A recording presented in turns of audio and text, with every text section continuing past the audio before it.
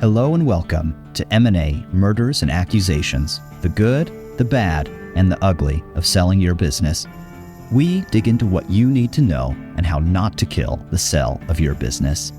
Now here's our host, Rick J. Krebs, Mergers and Acquisitions Advisor. Hi everyone, this is Rick J. Krebs, the M&A cowboy from Beaver City, Utah, talking about exit planning. And my guest today is the legend, the guy that started it all. He started the notion and started what I want to call a revolution in this country about the need for business owners to plan better for the exit or transition of their business. So Peter, first of all, welcome to the show. Thank you. Good to be here. But what was it that got you interested in this notion of exit planning, and what started this ball rolling? Peter's an author, The Master Plan. But what was it about what you saw that made you want to start talking to people about the need for planning? That's a good question. The reason I was M&A person for 30-some years, doing a super job at selling our clients' companies for the greatest value.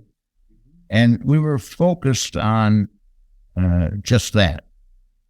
What we used the auction process was the best at the time, the best process around.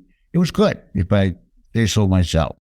And we did get the highest value good for the client using that auction process. And so then I, one evening or whatever, I started thinking too much. And thinking or drinking too much? Well, maybe a combination of both. But I said, we're really doing a great job of selling the companies with the highest value. But are we really, really obtaining all of the client's goals and needs? And the answer came back, no, we weren't. And we weren't doing any pre-planning in a estate, tax, and financial pre-planning. I was the same way. For years, we sold businesses that way. We were transaction. Yeah, exactly. And we weren't really getting into what in the hell that client was going to do after they exit the business. So there were three things that we weren't doing. And it dawned on me that at the time, all the planning, all the actions were taking place after a liquidity event, instead of before the liquidity event when you can get the greatest value. Yeah. That's what precipitated the move into exit planning. Brilliant. And so for the record, Peter was talking about exit planning 20, 30 years before other people were. I was introduced to the notion, I've been selling companies for 13 years now, and I was introduced to the notion of exit planning, about a year and a half ago. So now there's this revolution. It's just a lot of people are talking about exit planning, financial planners, wealth managers, CPAs. They're going, we need to plan better for this exit. But prior to just a few years ago, very few people were talking about it. So you were way ahead of your time in the 90s telling people that they needed to do this. Yep. Yeah, well, I was. In fact, an interesting point. When I started getting involved further in developing a model for what we're talking about, I Googled exit planning and got, at that time, 500 hits. 500 is all. 500. I last time I Googled was a couple months ago, what have you, and I think I got 46 million hits. So that said something about what's happened in that 20, 30 year period, Mm-hmm. And I always astonished by that fact. And there's only one way to sell a company or exit a company, and that is to start a process, whether it be 2 years, 3 years, got to be done way ahead of time to accomplish three things. And from the book, you remember the stool, right? The 3 legs of the stool. To maximize the value of business, to get planned personally from an estate, tax and financial point. And the third leg of the stool is to plan on what they're going to do after they exit the business. Their life plan. Yeah. Accomplishing those three things is a team type of activity, okay? Because what you want to do, there's not one person who's an expert in all three of those goals and objectives. So you bring in your team of experts that are expert in part of this leg, part of that leg, what have you. And then what you have to do in my role at that time, what I did was I was the quarterback or the coordinator with the client on getting those activities done before we sold. Gotcha. Great idea and great information. So I want to share some statistics from your book here. It says 50% of business owners want to exit their business in the next 5 years, and 75% want to exit within the next 10 years. And I've seen some recent statistics that say 60% of the businesses, privately held businesses, they're in their 60s, they're wanting to retire. And so there's going to be a huge need for this. I saw also, it says 80% of all business owners have 90% of their net worth tied up in their business. So, So there's such a need for this. A lot of people are going to be doing it, selling their business, contemplating a transition, and they're going to need good people to help them with that. I want to share, I love the third leg of the stool. You write a poem in here, you quote a poem, what will matter? And I love that. It is so true, you know. Yeah, there's one part in here, I won't take the time to read the whole thing, but it says, what will matter is not what you bought, but what you built. Not what you got, but what you gave. What will matter is not your success, but your significance. And so we see these business owners able to exit their business and make a significant impact on their family and their relationships and their legacy. Well, that's exactly, the key word you just said is legacy, leaving a legacy the right way. Yeah, exactly. Love it. Absolutely love it. So while we're on the topic of the book, let's go through a few more things here. So on the three legs of the stool, we're going to go through those again. First one is maximizing company value. I call them value drivers and value divers. Right? Yep. So what are some things that would impact value both positively and negatively? What are the big drivers you'd see? Well, there's a lot of them. One of the first things that come to mind, and by the way, in the discovery process, you go through all those factors that affect value on the business. For instance, customer concentration. There's no buyer that will give you top value if 80% of your revenue is coming from one customer, or 70%, 60%. They risk. That's a risk. A big risk, and that devalues the company because of that situation. I had mentioned if that owner is the primary business and source of the business and what have it, and what would happen to that company if that owner was gone, that's another factor that decreases the value of the business. How about the management team?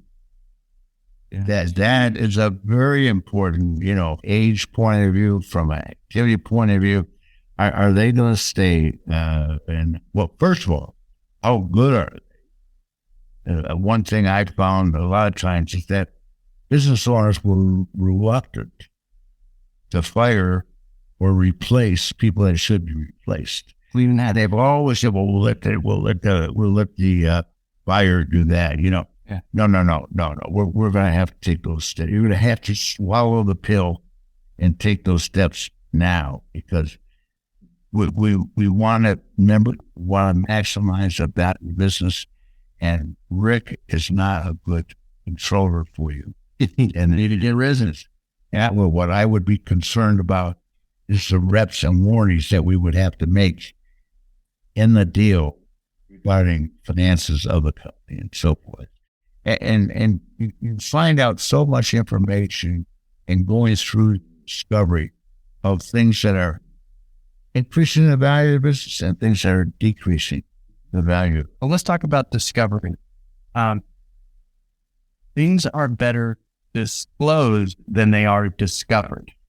And so what Peter's talking about here is your initial discovery. When you're thinking about you're contemplating an exit or a transition, you have a process where you go through and you value the business, you discover what the business is about. That's where you shell out along these potential issues, right? If you have a good team, they're going to ask those hard questions and they're going to be able to identify those things, which may be a potential problem or a risk to the buyer. If you have time, you get to work on those things. And like you said, you got a manager you need to fire, you get a chance to fire him, get a new person in there that they're going to like. If there's a high customer concentration, you have a couple of years to work on increasing your customer base and going out and finding some new customers. So if you have time on your hands, you're able to do a lot of these things. If you don't, if you're blinking on your gas tank's blinking on empty, you just got to get out, and now, there's no time. How much gas is in your tank? Mr. Business Owner, Mrs. Business Owner, how much gas is in your tank? How much time do you have to do these? So you can never start planning for an exit too early. People ask me, when do I start? Well, the day you open the door, you start planning. Yes, exactly. When you buy it or when you start it, it's when you. In fact, I tell you, if you start to think about it, private equity groups today, one of their main functions when they analyze a company is, what is my exit plan going to be? And they take a look at when they're going to exit and how they would exit. Yep. They had it all figured out in their analysis. They're smart guys, right? So there's a couple other things I wanted to ask you about in the book here. 16 indicators of business valuation problems. One of the things that you mentioned is size, and it matters. I like that. So the size of the business can impact value. Tell us about that.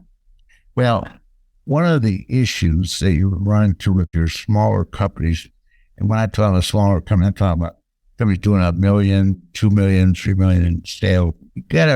They've got a lot of more opportunity or risk than, of course, a larger company is doing 20, 25, 30, 40 million.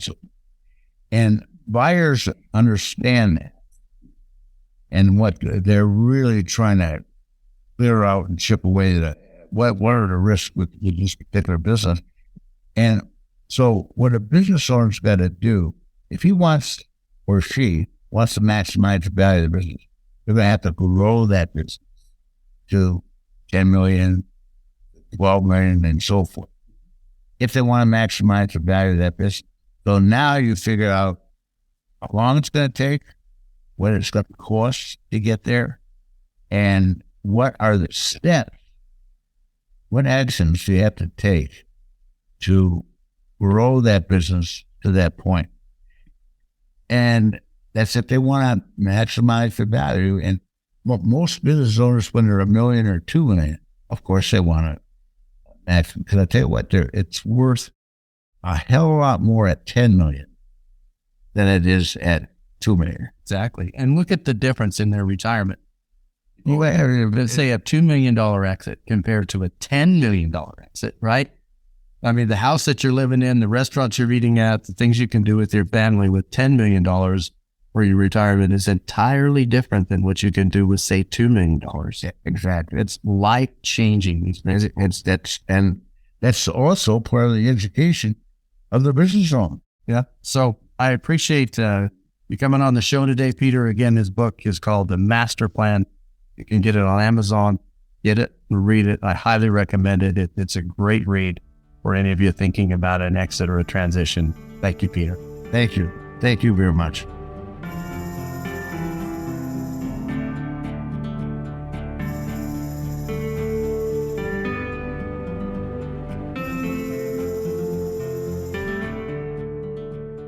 My guest today is Peter Christman, the man, the legend.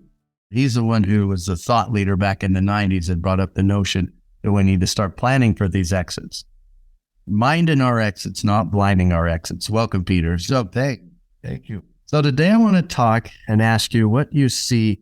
We're going to talk about the industry. What do you see in the industry and where it's headed?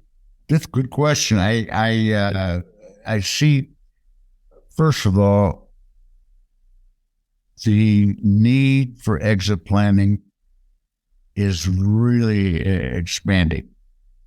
And also, I see a lot of firms, financial advisory firms, law firms, accounting firms, they're looking for new business and new disciplines. And exit planning is a terrific new business opportunity for those advisory functions.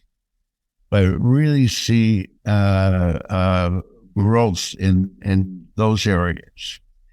And so that kind of growth, what does it require? It requires educating those functions, those advisors, as to what exit planning should be and what it's not. So that's going to be very important. Also, there's a transition from M&A and exit planning, a little bridge that's being established, and the fact that a lot of your deal makers, all they care about was getting a deal done, getting the check, and moving on. Transactional. You can't be that way anymore. I agree 100%. If you are involved in some portion of getting that client ready to maximize the value of the business, to get them in step to keep most of what they get, and know exactly what they're going to do afterward. Those three legs of the stool. Yeah. That if you don't go through those as a M&A person, as a deal maker, the deal is going to fall through because you don't have the bases covered. Okay. Yeah. So we're going from transactional to relational. It's all about those relationships. Exactly.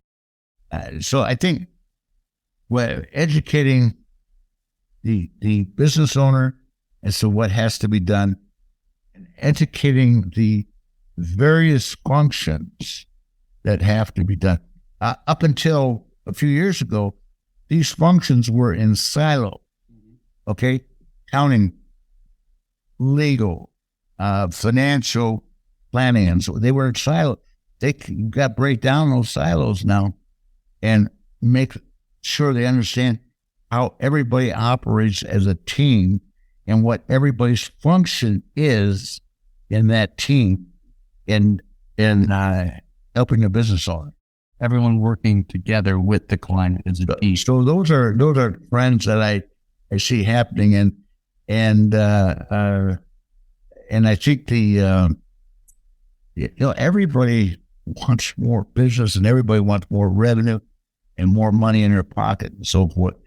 And so you asked me what I see as trends happening. That's what I see happening in the business. Gotcha. So I got a second question for you. I wonder if I got a second answer. I like that. People are talking recession. So how does a recession impact business, the selling of businesses? First of all, the question has to be asked, how does a recession impact the business from a customer point of view, revenue point of view? The wrong question, Rick. Yeah, right, exactly. And I'll tell you what, recession has a opportunity to decrease the value of the business. Only if you let it, though. Only if you let it and don't have strategies or plan to attack that, okay?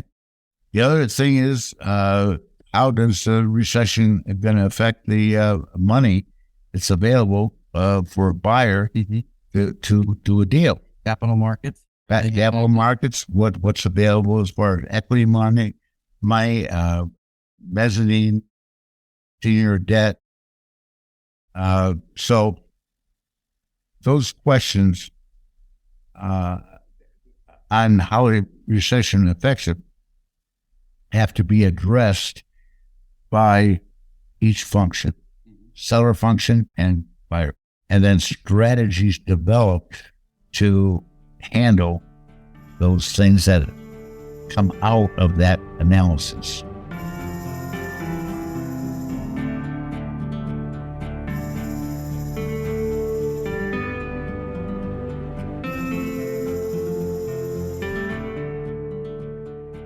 Hi, everyone. This is Rick J. Krebs, your M&A cowboy from Heber City, talking murders and accusations, M&A today, doing things that don't kill the sale of your business. So my guest on the show today is Peter Christman, and he is the founder, the pioneer of exit planning, the author of this book, which he wrote in the 90s, and he was talking exit planning and planning for transition long before most people were thinking about it. I was still in college, and when he was out talking about this, and now it's on a lot of people's mind. But there's some exciting things going on in your life, Peter, right now, and you're kind of leading an initiative coming out of retirement, from what I understand, and looking to do something. And I'd like you to kind of share with us what you're looking to do. This is pretty exciting. Yeah, well, I really don't have anything finalized right now, but I'm running into a situation that affects a lot of business owners.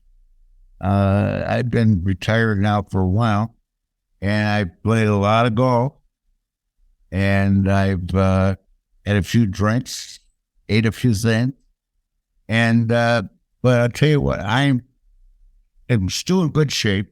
I still feel good. I still feel I have a lot to offer out there, and I'm not offering it. And my wife hates it when I use the term bored, but that describes it a little bit. But I said, well, I know you like the term refired, and she likes that a lot better. So That means fired twice? Yeah, no. That means they hate the Fired up. Exactly, fired up, exactly. So I am refired, and I'm coming out with a mentoring program for mainly business advisors. And I have a wealth of information to help them get new business, help them do the basics that they're maybe not doing now. And I'm just wondering how I'm going to structure this mentoring package to where it's productive for the business advisors out there. Of course, productive for me.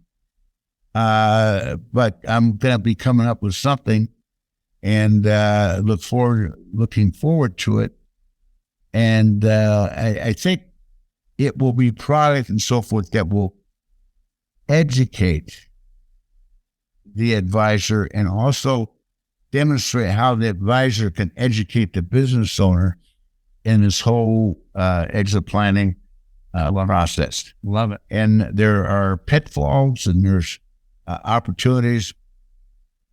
So, I love to see people that are successful. And I love to help people become successful. So that's the reason. That and the fact is that I'd like to leave a little legacy besides that to the book. And that's one way I think I'm able to do it well I can. Great. Giving back. Giving back, yeah. So stay tuned. I'm really excited to see. So am I. Well, how am I? We'll see what happens. Yeah, you're going to hear more from Peter. The hat not going away. Good. Yep. You're right. Thank you, Peter. We'd love being on the show today. Thank you for having me. Thank you for attending our podcast. We invite you to join us for future episodes of M&A, Murders and Accusations, the good, the bad, and the ugly of selling your business. You can also visit us at www.bsalesgroup.com or email Rick directly at rick@bsalesgroup.com.